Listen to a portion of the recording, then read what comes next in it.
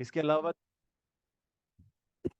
चलो चलो इसके चलो। अलावा आप लोगों के कोई भी क्वेरीज हो वो आप रख सकते हो। तो ये तीन डायमेंशंस के अंदर हम बात करते हैं। ठीक है। तो सबसे पहली बात, जैसा कि मैंने इसी प्लेटफॉर्म पे बताया था कि स्पोर्ट्स मेरा एक फाउंडेशन रही है। यूनिवर्सिटी के अंदर रिप्रेजेंट करने के लिए यूनिवर्सिटी के अंदर एडमिशन लिया था बीए के अंदर। बीए के बाद 3 साल और मिल रहे थे लॉ में, तो वहाँ से ही जर्नी स्टार्ट हुई थी। लेकिन जो आरजेएस 2018 का अटेम्प्ट था वो मेरे लिए काइंड ऑफ ट्रायल बॉल ही था मैम। तो उस एक्सपीरियंस से मुझे पता चल गया था कि अरे अपन ये एग्ज़ाम निकाल सकते हैं। और इतनी नॉर्मल स्टडी के अंदर जो, मतलब, टू बी वेरी ऑनेस्ट, मैं सिर्फ और सिर्फ बाइबल पढ़ता था और एग्ज़ाम दे के आता था और क्लियर हो जाता था। मतलब 60 के ऊपर ही रहता था सब कुछ। तीनों मेरा फर्स्ट डिवीजन है लॉ के अंदर, वो भी गवर्नमेंट कॉलेज के अंदर। तो 3% से रह गया था, अदरवाइज मैं गोल्ड मेडलिस्ट भी होता। तो उस समय हमारा 67 के आसपास गया था। मेरा 64 समथिंग रहा था फाइनल के अंदर। ग्रेट। तो फिर वहां से एक आइडिया मिल गया था कि चलो ठीक है, अपनी ये वाली जर्नी बाबिल निकाल दिया, अब आगे पूरा डायरेक्ट का पता चल गया था मुझे। तो एक मुझे कोट हमेशा बहुत ज़्यादा मोटिवेशन देता था कि अगर मैं कोई भी चीज़ स्टार्ट करता हूँ ना, तो मैं हमेशा ध्यान रखता हूँ कि मैंने ये शुरू क्यों किया था। तो ये चीज़ मुझे हमेशा मोटिवेशन देती है, स्पोर्ट्स के अंदर भी। वही चीज़ मुझे यहाँ पर भी मिली। जो 2018 का एक्सपीरियंस मेरा नेगेटिव रहा था, उस एक्सपीरियंस से मुझे पता चल गया था कि मेरी ये दो सेगमेंट में कमी है, जैसे कि जजमेंट राइटिंग के अंदर और इंग्लिश ऐसे के अंदर। क्योंकि हिंदी ऐसे तो मैं ठीक ठाक लिख रहा था, लेकिन इंग्लिश ऐसे के अंदर वोकैब और सेंटेंस का जो स्ट्रक्चर होता है, क्योंकि मेरा हिंदी मीडियम है, तो कहीं ना कहीं दिक्कत हो रही थी, तो वो नंबर बहुत डाउन हो रहा था। तो इन दो पे मैंने काम किया। 21 के अंदर इंटरव्यू कॉल हुआ था। उस इंटरव्यू कॉल में मैं फाइनल मेरिट आउट हो गया था 1.5 से। तो मुझे पता चल गया कि ठीक है, ये अपना है, बस अपना टाइम नहीं आया। क्योंकि जो नॉलेज, जो मेहनत है, मैं इस अटेम्प्ट से 100 टाइम ज़्यादा की थी मैंने। इस वाली के अंदर तो ऐसा हुआ था कि प्री का एग्ज़ाम दिया। उस एग्ज़ाम को देते देते ही मुझे पता चल गया था कि अपना इतना अच्छा सेफ स्कोर है, 72 राइट वाला स्कोर था। मैंने कहा मेंस तो अपन लिख रहे हैं। मेंस के लिए ऑलरेडी सब कुछ मेहनत प्रिपेयर थी, 18 से जर्नी स्टार्ट हो ही गई थी, तो मेरे को पता था कि बस मुझे रिवीजन करना है। तो ये भी था कि क्लियर है, निकाल लूंगा। तो मेरी सिस्टर दे रही थी एग्ज़ाम, उसका ये फर्स्ट अटैम्प्ट था। तो उसने टेस्ट सीरीज ली थी, तो मैंने कहा ये मुझे बस दे देना। और मैं मेरे मेरे निकल गया था। मैं मेरे निकल गया था हिमाचल के टूर पे। वहाँ पे मैंने एक होम स्टे ले रखा था। वहीं पे रह रहा हूँ, घूम रहा हूँ, वहीं पे पढ़ रहा हूँ, क्योंकि मुझे सिर्फ रिवीजन करना था। एग्ज़ाम दिया। एग्ज़ाम 16 तारीख, ये इंटरव्यू दिया। हम्म। इंटरव्यू के 18 तारीख को निकल गया मैं उत्तराखंड इस बार। इतने चिल मूड में दिया था मैंने। और चाहे वो इंटरव्यू हो चाहे वो मेंस हो, मैंने ये चीज़ फील करी है कि बहुत ज़्यादा आप अपने आप को झोंकते हो ना, तो आपकी नींद, आपकी डाइट खराब होती है। वो हम्म। दिखने वालों को तो बहुत अच्छा लगता है, लेकिन ह्यूमन बॉडी का अगर आप देखोगे ना, अगर आपने कोई भी चीज़ पढ़ी है वो रिटेन नहीं कर पाओगे, वो याद नहीं कर पाओगे। हम्म। इसलिए एक अच्छी न्यूट्रिशन, एक अच्छी नींद, सुनने में ऐसा लगता होगा कि विद्यार्थी को सोना नहीं चाहिए, बट मैं पर्सनली ऐसा मानता हूँ मैम कि नींद और न्यूट्रिशन बहुत ज़रूरी है। अदरवाइज आप, ये यंग एज है, आपको नहीं लगेगा स्टार्विंग होगी, आपको लगेगा ठीक है ये चल जाएगा, बट आपके ब्रेन पे बहुत नेगेटिव इफेक्ट होता है। ये साइंटिफिकली प्रूवन है। अच्छी हेल्दी डाइट, न्यूट्रिशन वाली डाइट और एक अच्छी डिसेंट नींद बहुत ज़रूरी होती है किसी भी चीज़ को, दिमाग को फंक्शन करने के लिए। ये चीज़ मैंने पिछली बार मेंस में भी फील की थी। क्योंकि आपको पता है मैम, मेंस में 4 पेपर होते हैं। पहले पेपर के बाद फिर दूसरा पेपर। हम्म। और वो एक इतनी शानदार एक्साइटमेंट होती है कि नींद पूरी नहीं होती है। नहीं सो पाते। मैं अभी इस बार भी नहीं ढंग से सो पा रहा था, उस बार भी नहीं सो पा रहा, जबकि मैं बहुत चिल था, बट नहीं सो पा रहा था। बट 21 के अंदर मेरी जो सबसे बड़ी गलती ये थी कि मैंने नींद नहीं ली थी। अराउंड हम्म। 4 दिन तक मैं सो ही नहीं पाया था। तो उसका मुझे नेगेटिव इम्पैक्ट मिला, नेगेटिव इफेक्ट मिला कि बहुत ज़्यादा हेडेक हो रहा था। और वो कहीं ना कहीं वो जो कहते हैं ना कि चीज़ों को याद करना, उस पर्टिकुलर मोमेंट के अंदर आप एग्जीक्यूशन कैसे करते हो, उसमें बहुत दिक्कत हुई। हम्म। 35A इतना डायरेक्ट सवाल था मैम, वो मुझसे गलत हो गया, मैंने 35B लिख कर आ गया। 21 वाला पेपर आप देखना, उसमें 35A पूछा गया था, मैं 35B लिख कर आ गया। इतना मैं, मतलब, हो गया था। पूरा लिखने के बाद मुझे पता चलता है कि अरे ये तो 35A है, क्योंकि 35A 35B सीपीसी के सेक्शन अगर कोई याद कर पा रहा है तो। कॉस्ट। Cos for. तो वो गया, और मैंने आपको बोला मैं 1.5 से रह गया था। तो नींद नहीं तो मुझे आउट कर दिया। अगर एक अच्छी नींद होती और एक अच्छा फोकस मेरा उस समय रहता, तो मैं उस समय इन हो जाता। और वो एक सीनियरिटी और एक वो जो सैलरी, वो सब कुछ पहले की रहती। आज 2021 से 24 का एक एक्सपीरियंस होता हम्म। है ना। तो पर एक अच्छी नींद लाने के लिए क्या जरूरी है? अच्छी डाइट, और एक अच्छा नहीं, आपका पॉइंट रूटीन। इसकी एग्जाम में आप आराम से चैन से सो के पढ़ पा रहे हो और कॉन्फिडेंटली जा पा रहे हो। जी। It is only because I guess कि आपने एडवांस में काफी अच्छे से प्रिपरेशन जी करा मैम। था। तो एडवांस में प्रिपरेशन नहीं होगी तभी तो इस एग्जाम टाइम पे एनजाइटी नहीं होगी। और ये तो मैं आप लोग को पहले भी बोलती हूँ कि जब भी आप मैंने आपको इंटरव्यू भी लिया था तब मैंने आपको बोला था कि भाई काम रहना। जी मैम। सब बच्चों को बोला था कि भाई जाके अपना बढ़िया सा डिनर विनर करना जी मैम। जोधपुर में जाके, और कुछ पढ़ाई लिखाई करने की जरूरत नहीं है। एग्जाम से पहले 2 ढाई घंटे पहले आपको अपनी बुक्स बंद कर लेने चाहिए।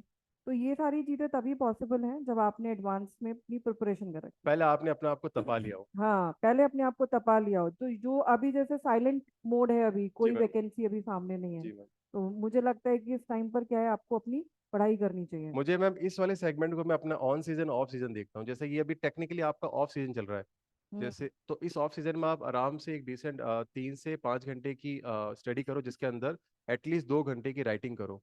क्योंकि प्री का तो आप बस जो पढ़ रहे हो उतना ही आप एमसीक्यू लगाओ। हम्म। 3 घंटे आज से ही, चाहे वो टुकड़ों में कर लो, एक एक घंटे का कर लो, या एक साथ 3 घंटे का, या एक साथ 2 घंटे का। फिर उसके बाद जब आपकी जैसी नोटिफिकेशन आएगा, आपके अंदर ही एक नई एनर्जी आ जाएगी। फिर आपको ये नहीं दिखेगा कि 5 घंटे बैठना है, 6 घंटे बैठना है, 12 12 घंटे भी सीटिंग हो जाएगी। लेकिन अभी अभी पॉसिबल नहीं है, ये बहुत मतलब हाँ, कठोर एग्जैक्टली। सत्य है। अभी आप 4 दिन 7 दिन कर सकते हो घर वालों को दिखाने के लिए, दोस्तों को दिखाने के लिए हम 8 घंटे 12 घंटे बैठ रहे हैं, लेकिन नहीं होगा। ये वैसी फीलिंग है जब आप अपने एग्जाम देखते हो कॉलेज के या कॉम्पिटिटिव एग्जाम के, कि एग्जैक्टली। लास्ट के वो जो 10 सेकंड भी होते हैं ना, आपके अंदर एक ऐसी एनर्जी आती है कि आपको ऐसा लगता है कि 10 सेकंड में मिल गया तो ये पेज तो मैं भर दूंगा या भर दूंगी। तो ये वैसा ही नोटिफिकेशन के बाद होता है।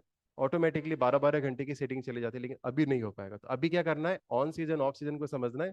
इस ऑफ सीजन के अंदर आप अगर अपने आप को अकेडमी से निकलने के बाद, मतलब जिस भी आप इंस्टीट्यूट में पढ़ रहे हैं, अगर किसी और इंस्टीट्यूट में पढ़ रहे हैं, या यहाँ पर आपने कोई एक पर्टिकुलर प्रोग्राम ले रखा है, अगर यहाँ ले रखा है तो फिर तो सब कुछ भूल जाओ, बस झोंक दो मैम को। बट अगर कई बार ऐसा होता है जैसे कि आप लैंग्वेज कहीं और ले रहे हो, या कोई नहीं नहीं, दे जजमेंट ऑल आर राइटिंग का। Taking everything from here. नहीं मैम, जैसे ये अब यूट्यूब वगैरह पे जाएगा ना, तो हम्म। हमेशा ध्यान रखना, अगर आपको एक प्लेटफॉर्म चाहिए तब तो ये है। बट किसी भी वजह से आप लोगों की ट्यूनिंग सेट नहीं होती है, किसी वजह से आपको लगता है कि नहीं, ये पर्टिकुलर जहाँ जगह है जहाँ पर मुझे थोड़ा अलग से एफर्ट लगाना है, तो आप इतना ध्यान रखना, टेस्ट सीरीज यहाँ से लेना, क्योंकि इससे बाहर कुछ नहीं आएगा। इवन मैंने तो मॉक के अंदर भी जो मैम ने सवाल पूछे थे, एज इट इज वही सवाल आए थे, एज इट इज सर ने भी, क्योंकि एक्सपीरियंस होता है ना। हम तो मतलब मेरा तो सेकंड इंटरव्यू था, पहला वाला तो सब लोग कह रहे हैं कि भाई इस बार तो ऐसा युद्ध हो गया था कि हमने प्रिपेयर नहीं थे, क्योंकि जीके बहुत पूछी थी पिछली बार। और जीके जुडिशरी एस्पिरेंट जो खास तौर पे आरजेएस वालों की नहीं होती है, क्योंकि सिलेबस का भी हिस्सा नहीं है। हम्म। और उस पर्टिकुलर मोमेंट पे सब लोग अपना सिलेबस कंप्लीट करना चाहते हैं। उसके अगर कोई बाहर चीज आएगी तो ऑब्वियस ही बात है कि आप एक बार तो मतलब हिल जाओगे, एक बार तो एकदम शॉक्ड हो जाओगे कि आप क्या करें। तो वैसा ही पिछली बार 2021 के अंदर काफी लोगों के साथ रहा था। खैर, तो आप लोगों को ये चीज ध्यान रखनी है कि ऑन सीजन ऑफ सीजन की दोनों अलग स्ट्रेटेजी होती है। बट अगर आपने ये ऑफ सीजन में अपने आप को एक कंटिन्यू पढ़ाई के अंदर रखा हुआ है, तो वहां पर जब आपका नोटिफिकेशन आएगा ना, तो आप घबराओगे नहीं, आप क्या होगे, रिवीजन मोड पे होगे। एग्जैक्टली। और बाकी लोग क्या करेंगे, अब पढ़ना है अब पढ़ना है, तो आप लोग इतनी काम स्टडी करोगे, आपको नींद भी आएगी, हाँ। आपको खाने का भी मन करेगा। आप अगर परिवार का कोई फंक्शन है जो खास, वो भी अटेंड कर पाओगे, तब आप वो ड्रामा नहीं करोगे कि नहीं नहीं, मैं तो अभी मैं देख रहा हूँ कि शादी में नहीं जाते हैं, फोन यूज नहीं करते। क्या मतलब है?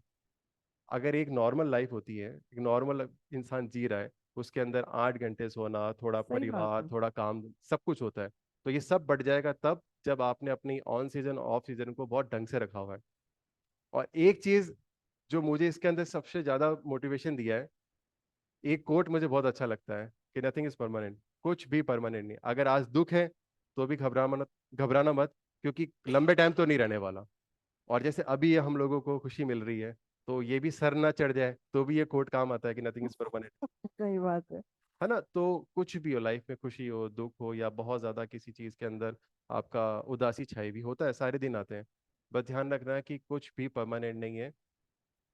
अपना जो गोल देखा हुआ है आरजेस, उसके लिए बस बढ़ते रहना है, बढ़ते रहना है, बढ़ते रहना है।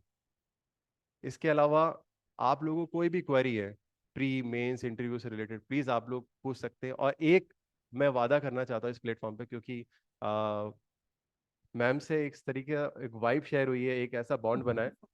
मैं वादा करता हूँ, जितना मुझे इस जर्नी के अंदर जो सबसे इंपॉर्टेंट पार्ट लगता है जजमेंट राइटिंग का, जितना मुझे आता है, अब अकेडमी में कुछ सीखूंगा, सब कुछ यहाँ पर ऑफलाइन आके रख दूंगा। अच्छा, थैंक यू सो ये मच आप लोगों ने वेट प्रदीप।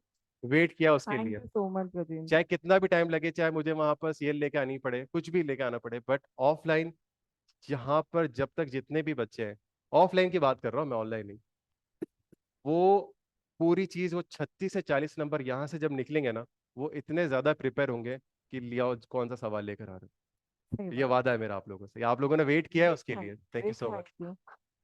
अब आप लोग कुछ भी पूछ सकते हैं। हाँ जी, एनीवन। अरे, किसी को कोई क्वेश्चन नहीं है? या तो मैंने आप लोगों को इतना अच्छे से बता दिया कि आपको सवाल नहीं बचा है। अच्छा, आप मुझे ये बताओ कि जैसे आप अपने मेंस आंसर राइटिंग में क्या किस तरीके का स्ट्रैटेजी वगैरह रखा आपने, या फिर आपने किस तरीके से आप ऐसे जैसे इस बार काफी फिलोसॉफिकल थे। हाँ बहुत ज्यादा फिलोसफिकल थे और आउट ऑफ द बॉक्स आ जी गए मैम। थे। तो आपने वहां पर जब आउट ऑफ द बॉक्स ऐसे देखे आपने, तो आपने वहां पे किस तरीके की स्ट्रैटेजी अपने माइंड में बनाया और किस तरीके से आपने काम किया उस पर? लॉ के अंदर भी सिर्फ लॉ नहीं है, अगर आप बहुत गौर से देखेंगे तो जजमेंट राइटिंग का पोर्शन 20 नंबर, सिविल के अंदर 16 नंबर लेके बैठा हुआ है। चलो अपन 16 से 20 का मान के चलते हैं।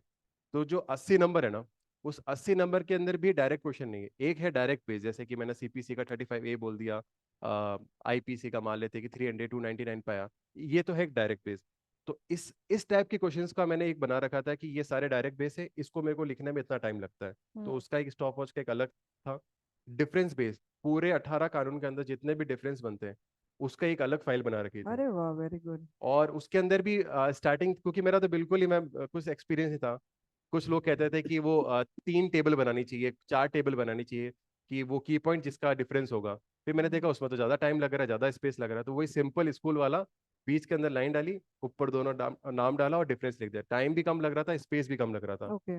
ऐसा ही प्रॉब्लम बेस, जो प्रॉब्लम बेस और कुछ भी नहीं है, वो जो नीचे इलस्ट्रेशन है ना, बस वही है। शाम का राम होता है, एक अब सी होता है, और कुछ भी नहीं होता है। तो इलस्ट्रेशन एक भी नहीं छोड़ी, चाहे वो कॉन्ट्रैक्ट की हो, आईपीसी की हो, इवन सीआरपीसी के अंदर भी आप चैप्टर 17 के अंदर देखोगे, हम्म। काफी इलस्ट्रेशन है। इलस्ट्रेशन कभी नहीं छोड़ी है। इसके अलावा केस लॉ मैं मानता हूँ और एडमिट भी करता हूँ कि मेरा इतना स्ट्रांग पॉइंट नहीं रहा था। तो मैंने केस लॉ के लिए अगेन फाउंडेशन, बाबिल, उसमें जो इंपॉर्टेंट केस लॉ दे रखे थे, लीडिंग केसेस, सिर्फ उतना ही पढ़ा था, उसके अलावा मैंने केस लॉ नहीं पढ़े थे। हाँ, जो रिसेंटली आ रहे हैं, जैसे 2023 के, 21 के, वो एक सुपरफिशली देखा था, बट इतनी डिटेल में नहीं देखा था। डिटेल में वही देखा था जो बाइबल के अंदर 3 3 4 4 लाइन के अंदर उसके बारे में बता रखा है। ओके। तो अब आप लोग ये देखना कि आप डिफरेंस, प्रॉब्लम, डायरेक्ट, इसको किस तरीके से डिवाइड करते हो, फिर उसका टाइम निकालना आप। जैसे 299 300 का आप टाइम निकाल रहे हो कि अगर 5 डिफरेंस लिखने में मुझे इतना टाइम लगता है, तो जब आप वहां पर देखोगे ना एग्जाम के अंदर कि हाँ डिफरेंस बेस के अंदर ही, तो ऑटोमेटिकली आपको आइडिया आता है कि ये मैं इतने टाइम के अंदर इतने टाइम में कर लूंगा। कंक्लूड कर लूंगा। तो हम्म। यही स्ट्रेटेजी रही मेरी। मैंने अपनी जजमेंट राइटिंग, ऐसे राइटिंग, सबको एक टाइम के अंदर बांटा हुआ था। टाइम मैनेजमेंट इज वेरी और इंपॉर्टेंट। हमेशा राइटिंग मैंने, और प्री के अंदर एमसीक्यू स्टॉप वॉच पे कर रहे हैं। बिल्कुल सही कहा आपने। मैंने अभी क्लास लिया था, तभी मैंने इन लोगों को बताया था कि आप लोग अभी actually some drafting is going on. तो मैंने इन लोगों को बोला था कि आप अभी घर पे जो प्रैक्टिस करोगे उसको स्टॉप वॉच पे करना। बहुत देखो, बहुत उसको जरूरी है। आधा घंटा लग रहा है, 1 घंटा लग रहा है, जितना भी लग रहा है लगने दो अभी। टाइम देखो, जी मैम। फिर हम उस पर इम्प्रोवाइजेशन करेंगे कि हमें उसे कैसे रिड्यूस करना है। तो इट्स वेरी इंपॉर्टेंट कि आप टाइम मैनेजमेंट बहुत इंपॉर्टेंट, क्योंकि कई सारे बच्चे क्या करते हैं, हमको लेंथ का आइडिया नहीं होता है। जी मैम। अब 3 नंबर में हमने लिखा है और सही लिखा है, जी मैम। लेकिन क्या प्रॉब्लम आती है कि हमने बहुत सारा लिख दिया, मतलब वर्ड लिमिट एक्सीड कर दिए। तो ज्यादा लिखने में प्रॉब्लम नहीं है क्योंकि आपने तो सही लिखा है, लेकिन वो पेपर छूट जाता है। जी मैम। तो time management is very very important. और वो क्या होता है, हम इसको फॉर ग्रांटेड ले लेते हैं। देख लेंगे, 45 दिन मिले थे आप लोगों को मेंस में, हाँ। तो 45 दिन में आप अपनी स्पीड पे काम करोगे, अपनी आंसर राइटिंग पे काम करोगे, अपने कोर्स को कंप्लीट और मुझे करोगे। लगता है जो यहाँ से जुड़ा हुआ है ना, वो तो रिवीजन कर रहा होगा, क्योंकि उसकी फाउंडेशन पहले ही बन चुकी किया ही था रिवीजन। तो मैं इन लोगों को पोक करते रहती हूँ, एवरी एवरी डे 10 मिनट का इन लोगों को पोकिंग होता है कि तुम लोग कुछ नहीं कर रहे हो, कल से कर लेना। है। तो वन और the other day they come on the path. तो ये सब रहता है। तो मतलब पॉइंट मैं ये आपको बताना चाह रही थी कि time management is very important, क्योंकि पेपर छूट जाता है, छूटा हुआ पेपर फिर आपको मैम, प्रॉब्लम इसकी एक देगा। इंपॉर्टेंस मैं बताना चाहूंगा। जैसे अगर आपने कोई भी पेपर 15 मिनट के अंदर कर लिया, नहीं चलो 15 मिनट तो एक बहुत ज्यादा सवाल होगी, एक सवाल जैसे 164 मैम ने कहते लिखो, तो आपने घर में प्रैक्टिस करी हो कि आपको लग रहा है मुझे 7 मिनट लग रहे हैं 164 लिखने में, वही अगर आप मैम को दिखाओ कि मैम ने तो ज़्यादा आपसे दुनिया देखी, मैम बोले कि बेटा ये तो 3.5 4 मिनट का खेल है, तुम 7 मिनट लगा रहे हो, तो तुम लोग वहीं आइडिया मिल जाएगा कि हम तो डबल टाइम लेके चल रहे हैं तो पेपर कंप्लीट नहीं होगा। तो यहाँ से क्या हुआ, आपको मिल गया एक टारगेट कि ये किसी भी सूरत हाल में 3.5 से 3 मिनट के अंदर लेकर आना है। लेकिन आप में से कितने लोग ऐसे होंगे जो डायरेक्ट, जैसे मैं था 18 के अंदर, सीधा पेपर वहां लिखेंगे भर देंगे, कॉलेज में भरते ही थे पेपर। बट ये 21 में गलती नहीं करी, 24 में गलती नहीं करी, तो एक अच्छे स्टेज तक पहुंचा मैं। नहीं वो तो है ही। गलतियां करते तभी हम सुधार करते हैं। जी मैम। पहली चीज तो ये, दूसरी चीज ये कि अगर आपको कोई अपनी गलतियां बता रहा है, समझ में आया ना, गलतियां बता रहा है तो आप उस गलती को अपने अंदर पहले ही ग्रहण कर लो ना। गलती करके क्यों सीखना है, गड्ढे में गिर के फिर बाहर निकलना है अरे जब। बहुत छोटी जिंदगी है मैम अपनी गलतियों से सीखने के लिए। Exactly exactly। तो दूसरे की अपनी गलती से तो बहुत कम लोग सीख लेते हैं, दूसरे की गलती से भी जो सीख लेता है वो वाइज पर्सन होता है। जी मैम। तो अगर आप लोग कुछ यहाँ पर सीख पा रहे हो तो उस चीज को लो, ग्रास्प करो, ताकि आप लोग उस गड्ढे में मत गिरो। क्योंकि आप मुझे बताओ, जब आपका पेपर नहीं निकला, यहाँ पे भी कुछ स्टूडेंट्स जी हैं मैम। जिनको मैं मतलब आई वॉज इन कि उनका टॉप 10 में होना चाहिए था। मेरे एक दो स्टूडेंट्स ऐसे रहे पर उनका नहीं हुआ। तो अब वो जो प्रॉब्लम आती है कि नहीं हुआ, तो उसमें आपने, जब आपका पेपर नहीं निकला, फिर आपने अपने आप को ओवरकम कैसे किया, लाइक कैसे मनाया कि यार मुझे दोबारा किताबों में ही बैठना है। मैम अगर इस स्टेज तक पहुंचे हैं तो मैं डीम कर रहा हूँ कि उन्होंने मेंस लिखा है। हम्म। सबसे पहले तो आरटीई से अपनी कॉपी निकालो, उसमें अगेन वही फाउंडेशन देखो कि डायरेक्ट में आपके कितने नंबर आए, हम्म। प्रॉब्लम में कहाँ दिक्कत हुई, डिफरेंस में कहाँ दिक्कत हुई। कई लोगों को लगता है कि हम डिफरेंस बेस्ड सवालों को अटेंड कर सकते हैं, लेकिन वो बहुत ज़्यादा दिमाग, बहुत ज़्यादा टाइम ले जाता है, जबकि वो इतना टाइम नहीं लेना चाहिए उसको। तो अब आप देखना कि आपके कहाँ पर, क्योंकि डिफरेंस बेस्ड के सवाल आते हैं, प्रॉब्लम भी आती है। फिर उसके बाद आपको राइटिंग प्रैक्टिस में ये भी नहीं पता होता है कि प्रॉब्लम बेस्ड सवाल को किस तरीके से अटेम्प्ट करते हैं। एग्जैक्टली। 3 नंबर के अंदर आप वो लॉ भी लिखने की जरूरत नहीं है। आप जब क्वेश्चन देखोगे ना, हेड और टेल के क्वेश्चंस होते हैं, उसने प्रॉब्लम दी और कंक्लूजन पूछ लिया, प्रॉब्लम दी उसने विथ लॉ पूछ लिया। तो अगर विथ लॉ पूछा है तब तो आपको लॉ लिखना है, अगर हम्म। नहीं पूछा तो नहीं लिखना, फालतू आप हम्म। अपना टाइम और स्पेस क्यों वेस्ट क्यों कर रहे हो। वेस्ट करो, सही बात तो है। ये सारी चीजें आपको प्रैक्टिस से आएगी, आप अपने टेस्ट सीरीज लगाएंगे उससे आएगी। जो मेन बात है ना, आइडिया लगा के आपको एक पता चलेगा कि टेस्ट सीरीज और वहां का एग्जीक्यूशन, इन दोनों में जो जो कहीं कमी रह रही है ना, वही आपको उस रिजल्ट के अंदर लाने से रोक रही है। Exactly exactly। हाँ, तो वो चीज़ निकालना इम्पोर्टेंट होता है कि हमने कहा, जैसे ये यहाँ पे टेस्ट एवरी वीक रहता है।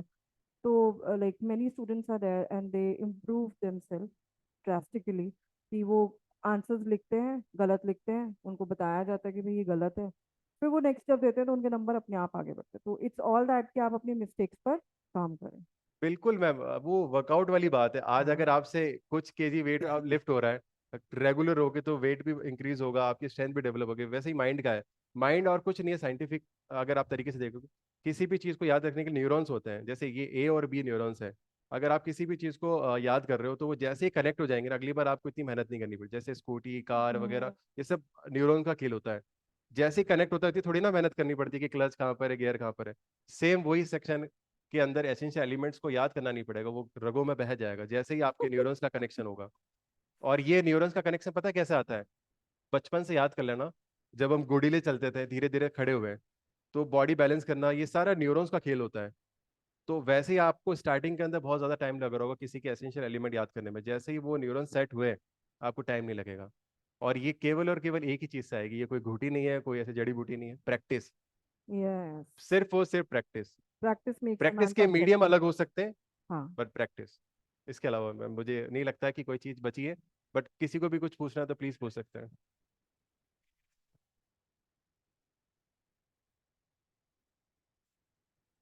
मैं इसमें, मैं तो अभी तक मुझे लग रहा है कि मेरे को मेरे मिलने वाले और जो अभी इंस्टीट्यूट में मिल रहे हैं, वो सब कह रहे हैं कि भाई कुछ चीज़ें नहीं भी होती बोलने की, बट इतना भी बुलंद नहीं बोलना। मैंने कहा इस सर्विस पे जब अपन आ रहे थे ना, तभी सोचा था कि भाई डरना तो है नहीं, जो सही है वो सही है, जो गलत है वो गलत है, वो कहने की हिम्मत होनी चाहिए। तो मैं बहुत ही जिम्मेदारी के साथ ये कह सकता हूँ, क्योंकि मैंने भी 18 से, देखो लॉकडाउन के बाद तो यूट्यूब पे भरमार थी। लॉकडाउन से पहले तो कुछ था नहीं, यानी कि 18 वाले के अंदर तो यूट्यूब पे इतना कुछ खास था नहीं। लेकिन अब लॉकडाउन के बाद काफी काफी अलग अलग तरीके से यूट्यूब पे काफी लोग अवेलेबल है। अगर आप देखोगे गौर से, वो कई बार ऐसे कंटेंट बताते हैं जो गलत होते हैं, और आप लोग डीम करके चलते हो यही सही है। तो वो चीज़ भी गलत होती है। प्लस वहाँ पर अकाउंटेबिलिटी ज़ीरो होती है। यहाँ पर आपको एक चीज़ पता चलेगी, वहाँ पर अगर आपकी कोई प्रॉब्लम बेस्ड सवाल है या कुछ भी है, दिक्कत है, आप उनको रख नहीं सकते मैसेज में। आप कितनी अपनी प्रॉब्लम बताओगे? तो ओवरऑल मेरा ये मानना है, एक यूट्यूब सपोर्ट की तरह काम कर सकता है, लेकिन एक मेन सोर्स नहीं हो सकता। और हम्म। होल स्टडी जब तक नहीं होगी, यार जस्ट नहीं निकलेगा। एग्जैक्टली। तो अब आप लोगों को आइडिया मिल गया होगा मैं क्या कहना चाह रहा हूँ। अच्छा ये बताओ कि 1 महीने से चल क्या रहा है? आज ही के दिन तो आपका रिजल्ट आया था। एक हो गया 1 महीना। हाँ आज ही तो आया था, 26 तारीख को। अरे वाह, बहुत जल्दी टाइम बीता है। हाँ तो क्या किया लाइफ में, क्या चेंजेस आए? How how you feeling, like everybody का सबका नजरिया आपके लिए क्या बदला एक अब अभी तो मैं मिठाइयाँ खिला रहा हूँ जो नए रिश्तेदार और दोस्त पैदा हुए हैं, उस खुशी में। हाँ। तो उसमें टाइम जा रहा है मोटे तौर पे। बाकी जो मेरे अपने थे या अपने हैं, और जिन्होंने, कहते हैं ना कि मेरा एक डायलॉग फिक्स है, मेरे सब लोग जानते हैं कि गजेंद्र की लाइफ में सिंपल सा एक रूल है कि जो गजेंद्र के संघर्ष में साथ नहीं है, उसकी कामयाबी भी आसपास नहीं है। हम्म। तो वो सबको पता है। और बस वही चल रहा है, जो मेरे अपने उनके साथ टाइम बीत रहा है, और उनके साथ समय का पता ही नहीं चलता। जैसे कि आपने कहा 1 महीना हो गया, मुझे पता नहीं चला। चलिए बहुत अच्छा लगा मुझे गजेंद्र आपसे बात करके, और इन सबको भी बहुत अच्छा लगा। And please give him a big applause thank you. Everyone. मैंने सिर्फ कहने के लिए नहीं बोला है, जेनुअनली मैं मीन करता हूँ। मैम आप बस आदेश दे देना, मैं हाजिर हो जाऊंगा। जजमेंट राइटिंग आप बस प्री क्लियर करो, मेंस में जजमेंट राइटिंग का पोर्शन ठीक है। टेंशन फ्री रहो आप। ठीक है, मैं भी टेंशन फ्री हूँ फिर। ठीक है ठीक मैम, है चलो, थैंक अब मैं प्रतिश, हाँ मुझे बहुत आप आपसे मिलके,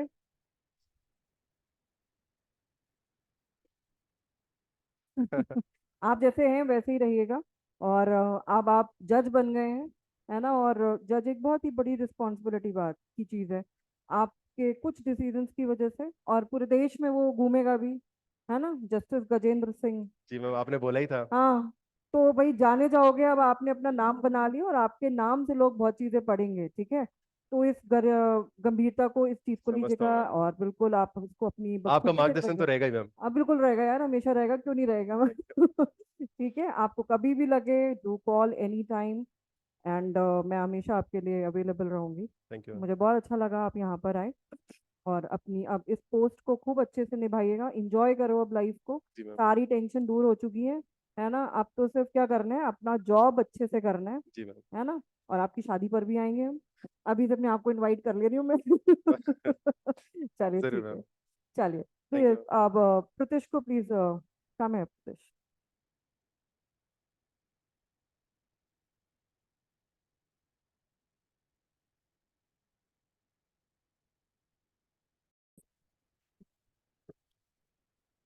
बहुत बहुत बधाई हो Thank Pratish. you so much, ma'am.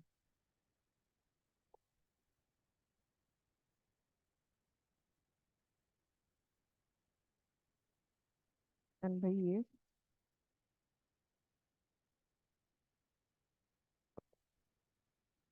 Thank you, ma'am. तालियां तो बजा दो भाई।